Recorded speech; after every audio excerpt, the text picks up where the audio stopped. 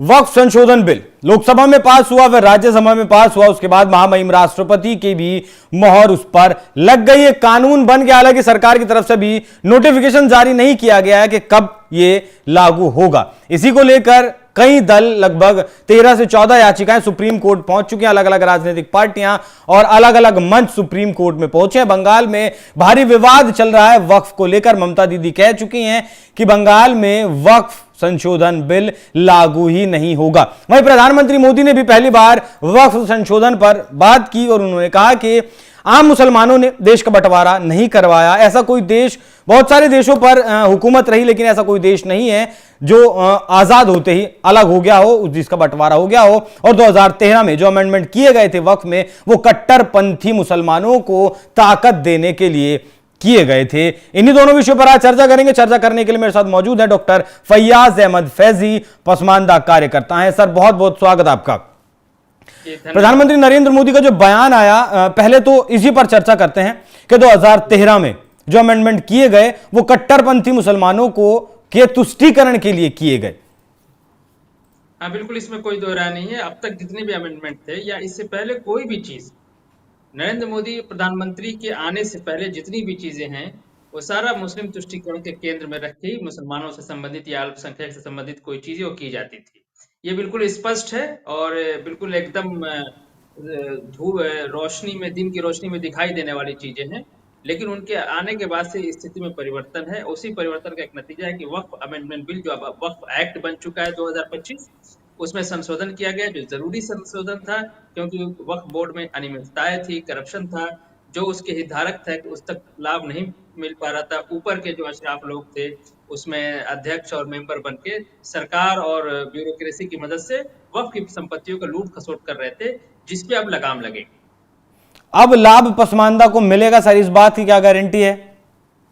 देखिए, सरकार ने दावे किए हैं और सरकार ने इतना विरोध, विपक्ष के बाद विपक्ष ने इतना विरोध किया, उसको विरोध के बावजूद भी सरकार ने एक नीति के साथ इस बिल को ले आई है। उसके स्ट्रक्चर में पसमानदा की भागीदारी की बात हुई है, महिलाओं की भागीदारी की बात हुई है, वक्फ बोर्ड को और समावेशी बनाने की बात की गई है, गैर मुस्लिम समाज को भी, जो सिख, ईसाई, हिंदू, उनको भी उसमें रखने की बात की गई है। तो वक्फ बोर्ड को बहुत ज्यादा डेमोक्रेटाइज और सेकुलराइज करने की बात की गई है। हम उम्मीद कर सकते हैं, एक आशा है और सरकार की नीयत भी ऐसी दिख रही है कि इसका जो है प्रभाव जो है बहुत ही अच्छा दिखा। जो असली हितधारक है, कमजोर हैं, विधवाएं हैं, तलाकशुदा महिलाएं हैं, या त्यक्ता महिलाएं हैं, या अनाथ बच्चे, उन तक इसका लाभ मिलेगा। अब तक नहीं मिला। एक आशा, एक उम्मीद है और सरकार ने जो दावे किए हैं पार्लियामेंट के अंदर, मुझे पूरी उम्मीद है कि सरकार उस दावे पे खरी उतरेगी। सर, प्रधानमंत्री मोदी की अगली अगली जो बात है उस पर चर्चा करें, उससे पहले मैं चाहता हूं कि बंगाल पर भी थोड़ी चर्चा जरूरी है, क्योंकि बंगाल में फिलहाल हालात बेहद असामान्य है। फिलहाल सेना को उतारने की बात की जा रही है, बीएसएफ ने मोर्चा संभाला हुआ है, फिर भी बावजूद उसके एक पिता पुत्र को मौत के घाट उतार दिया गया। वहां हिंदुओं के घरों में तोड़फोड़ की जा रही है, उनकी दुकानें लूटी जा रही हैं, घर लूटे जा रहे हैं, सिर्फ वक्फ के नाम पर। जी देखिए, मैं इसको जो है, ये वक्फ सिर्फ बहाना है। ममता बनर्जी को अपना जो है हिसाब बनाना है। वो विपक्ष की राजनीति करती हैं और चूंकि वक्फ बिल के बहाने से वो मुस्लिम समाज में उस तरह के जो रेडिकल तत्व हैं उनको हवा दे रही हैं, जो प्रथम दृष्टया लग रहा है, और उसको पूरा हिंदू मुस्लिम बना के, राज्य में जो है सांप्रदायिक तनाव बना के, वो मुस्लिम समाज को अपनी तरफ करना चाह रही हैं कि हम मुसलमानों को ये दिखाना चाहते हैं कि हम उनके बड़े रहनुमा हैं। और मतलब एक जो दुष्प्रचार करके और देश का, राज्य का माहौल खराब करके वो बिल्कुल राजनीति कर रही हैं, ओछी राजनीति कर रही हैं, सांप्रदायिकता की राजनीति कर रही हैं, जो कहीं से उचित नहीं है। वक्फ बोर्ड और वक्फ जो एक्ट आया है वो तो सिर्फ बहाना है, उसको सामने करके वो अपना उल्लू सीधा करना चाहती है। जो सर, उल्लू तो उनका सीधा है ही, मुस्लिम वोट बैंक उनके अलावा जाता कहां है बंगाल में? और बिल्कुल, लेकिन वो इसको फिर से रिन्यू करने के लिए, फिर से गरमाने के लिए समय समय पर ये तथाकथित सेकुलर लोग कम्युनल कार्ड खेलते रहते हैं मुसलमानों का वोट लेने के सर, ऐसा तो लिए। नहीं है ये जो दंगाई है ममता दीदी की पहुंच से बाहर हो चुके हैं अब? क्योंकि ममता दीदी गुहार लगा रही है उनके सामने के लागू नहीं होगा, अब आप दंगा मत करिए, हिंसा मत करिए।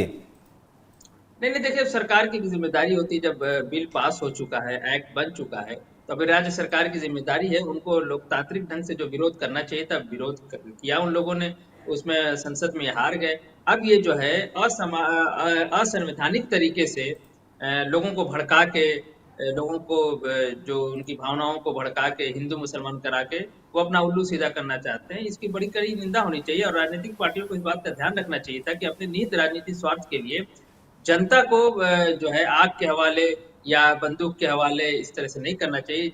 जो सामाजिक सौहार्द है उसको बिगाड़ने का काम नहीं किया जाना चाहिए। जी। सर, पाकिस्तान ने भी हिंदुस्तान को नुकसान पहुंचाने के लिए आतंकवाद की फैक्ट्री लगाई थी अपने यहां, और आज वही फैक्ट्री पाकिस्तान की सेना को ही कुचल रही है, मार रही है बेतहाशा। ठीक वैसे हालात बंगाल के तो नहीं होने वाले हैं नहीं, हम तो इतनी सर। कुर्सी के लिए जिस तरीके से इन दंगाइयों को पाला गया और आज ये दंगाई बस से बाहर हैं, पुलिस पर ही हमला कर रहे हैं, पुलिस की गाड़ियों को आग के हवाले कर रहे हैं। बंगाल में कम्युनिस्ट की सरकार से लेके और तृणमूल की सरकार तक एक ही मोडस ऑपरेंडी इनका रहा है।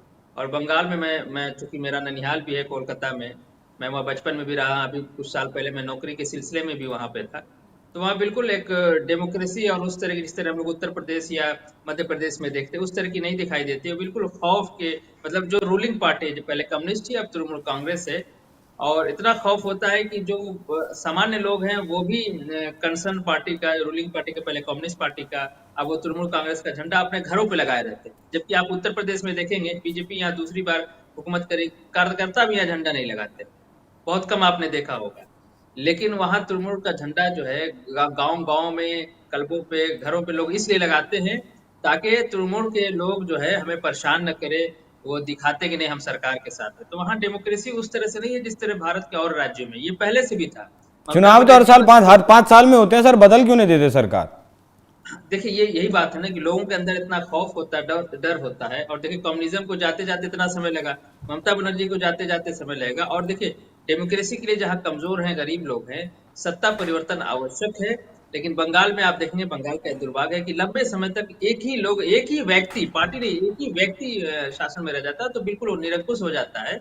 और वो बंगाल में चूंकि मैं रहा हूँ तो मैंने उसको महसूस किया, वहां लोकतंत्र लगता भी नहीं, लोग खौफ में, डर में जीते।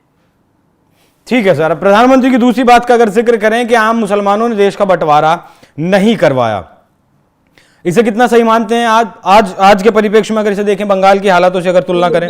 बिल्कुल बिल्कुल उचित बात है और मैंने इस पे कई आर्टिकल लिखे, कई जगह लिखा है, कई वीडियो वार्ता मेरी रही है।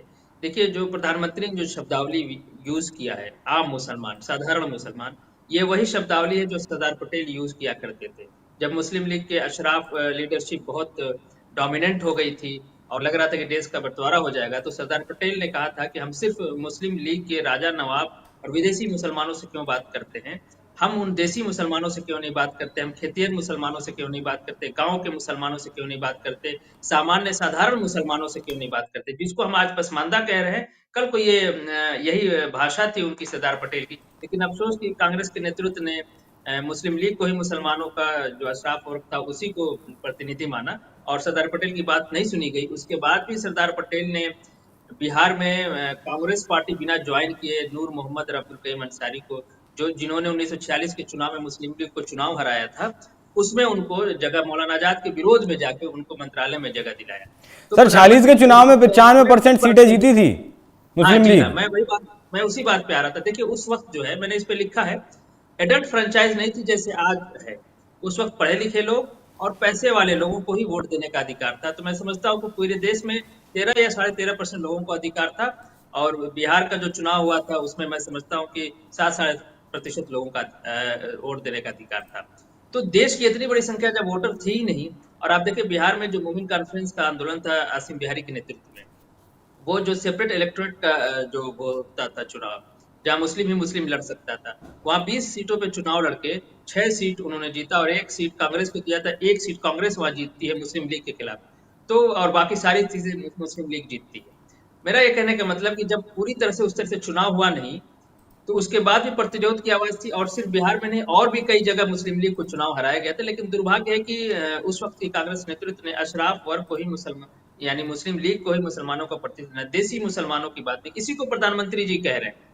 देखिए वो उनकी नजर होती है कि जब साधारण मुसलमानों ने नहीं किया, जो कट्टरपंथी मुसलमान थे, जो अशराफ में, उन्होंने देश लिया। और देश लेना इसलिए उन्होंने जरूरी समझा क्योंकि उनको लग रहा था कि देश में डेमोक्रेसी हो जाएगी। तो हम जिस तरह से भारत पे शासन कर रहे थे अंग्रेजों के आने के बाद भी, हमारा सत्ता वर्चस्व खत्म नहीं हुआ है, हम जमींदार रहे हैं, तो वो खत्म हो जाएगा। इसलिए उन्होंने देश का बंटवारा आवश्यक समझा। और अल्लामा इकबाल ने एक शेर भी कहा है कि जमहूरियत एक तर्ज हुकूमत है जिसमें बंदे को गिना करते हैं, तौला नहीं करते। तो उनको डर था कि डेमोक्रेसी लग जाएगी तो वहां बंदे को तौला नहीं जाएगा, गिनना पड़ेगा। यानी जो है जुम्मन मियाँ का भी एक वोट और अल्लामा इकबाल का भी एक वोट, तो वो कैसे बराबरी होगी? इसलिए उन लोगों ने पाकिस्तान लिया। और भारत के अंदर भी छोटे छोटे ये अलीगढ़ मुस्लिम यूनिवर्सिटी, वक्फ बोर्ड, मदरसा बोर्ड, छोटे छोटे पाकिस्तान है। अभी देखिए वक्फ बोर्ड लेके जो सारे आर्गूमेंट अशराफ की तरफ से आ रहे थे कि हमारे अस्तित्व की लड़ाई है, ये जो है मुसलमान दूसरे दर्जे के नागरिक हो जाएंगे, हम अपने मुर्दों को कब्र में दफन नहीं कर पाएंगे, ये सारे वही आर्गूमेंट थे जो अशराफ और ने पाकिस्तान बंटवारे के वक्त किया था। उस वक्त वो देश का बंटवारा करके पाकिस्तान बना रहे थे, इस वक्त वो अपना वक्फ बोर्ड नुमा पाकिस्तान बचा रहे थे। सारे आर्गूमेंट वही थे, लेकिन अल्लाह का शुक्र है देश की पार्लियामेंट ने वक्फ अमेंडमेंट बिल को पास कर दिया, वो एक्ट बन गया। अब मुझे पूरी उम्मीद है कि उससे जो असली हितधारक है, कमजोर है, गरीब लोग हैं, पसमानदा, उनको फायदा मिलेगा। तो प्रधानमंत्री ने उस बात को जनता देश के सामने रखा कि सारे मुसलमान को उसको जिम्मेदार करना, पसमानदा मुसलमानों को उसका जिम्मेदार करना, सामान्य मुसलमानों को जिम्मेदार करना ठीक नहीं। वो कट्टरपंथी लोग थे, उन्होंने अपना पाकिस्तान बनाया। ये एक फैक्ट है जिसको प्रधानमंत्री ने कहा। जी ठीक है सर, बहुत बहुत धन्यवाद।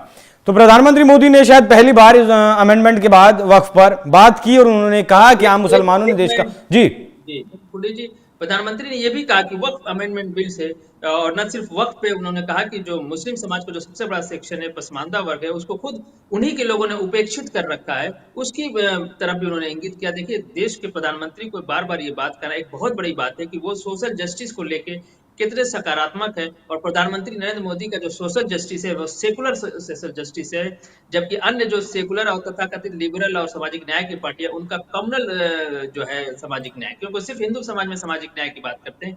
प्रधानमंत्री का सामाजिक न्याय सेकुलर सामाजिक न्याय है, वो हिंदू समाज के साथ साथ मुस्लिम समाज में भी सामाजिक न्याय की बात। ये सामाजिक न्याय आता कब तक है वो देखने वाली बात होगी, वो बहुत जरूरी है। तो प्रधानमंत्री मोदी ने इस पर बात की और साथ ही बंगाल के बारे में भी हमने सर से चर्चा की, जो बहुत अहम मुझे इनकी एक टिप्पणी लगी कि बंगाल में रहे हैं और बंगाल में लोकतंत्र है ऐसा लगता नहीं है, महसूस नहीं होता है, लोगों को दिखाने के लिए कि हाँ हम टीएमसी से जुड़े हुए हैं, अपने घरों पर टीएमसी से के झंडे लगाने पड़ते हैं। तो वक्फ को लेकर जो खिलाफत शुरू हुई है बंगाल से शुरू हुई, अब देखना है कब तक ये बंगाल शांत होता है। बाकी सर बहुत बहुत शुक्रिया आपका, आप हमारे साथ जुड़े, इस विषय पर चर्चा की। दर्शकों आपको चर्चा कैसी लगी कमेंट कर जरूर बताइएगा। नमस्कार।